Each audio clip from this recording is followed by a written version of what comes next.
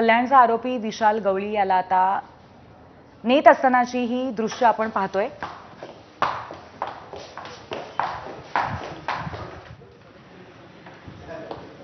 आपल्यासोबत आपले प्रतिनिधी सूरज सावंत या क्षणी आपण त्यांच्याकडून अधिक माहिती घेऊया। सूरज, सध्या या आरोपीला नक्की कुठे नेलं जात आहे, पुढे कशा पद्धतीने त्याच्याबद्दल पुढची जी कारवाई असेल ती कशी पार पडेल? पूर्वी नक्कीच हा जो आरोपी आहे याचा ताबा आता गुन्हे शाखेकडनं कल्याणच्या कोळसेवाडी पोलीस स्टेशनने ताबा घेण्यात आलेला आहे, कारण गुन्हा त्या ठिकाणी दाखल करण्यात आला होता।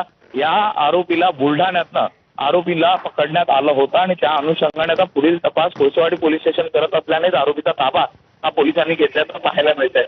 प्रामुख्याने सांगायचं झालं याच्यावरती 7 गुन्ह्यांची नोंद आहे, त्याचबरोबर ती बलात्कार आणि त्याचबरोबर विनयभंगाच्या गंभीर गुन्ह्यांची नोंद असताना हा आरोपी जामिनावरती बाहेर होता आणि याचा आता तपास संपूर्णपणे कोळसेवाडी पोलीस करणार असल्याची माहिती मिळते। गुन्हे शाखेने बुलढाण्यातून त्याला अटक केलेली आहे। एका केस कर्तनालयामध्ये तो आपली केस म्हणून आपली भूमिका बदलण्याच्या प्रयत्नात असताना त्याला पोलिसांनी ताब्यात घेण्यात आलं होतं। काल त्याला आणलं होतं आणि त्याला नौपाडा पोलीस स्टेशनमध्ये त्या ठिकाणी ठेवण्यात आलं होतं।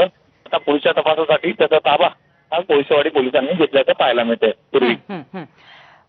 सूरज, आता त्याला एका ठिकाणून दुसरीकडे नेत असताना कुठल्याही पद्धतीचा कायदा सुव्यवस्थेचा प्रश्न उपस्थित झालेला आहे का? कारण ही घटना इतकी गंभीर आहे की त्यामुळे सामाजिक प्रतिक्रिया सुद्धा प्रचंड तीव्र आलेली आहे।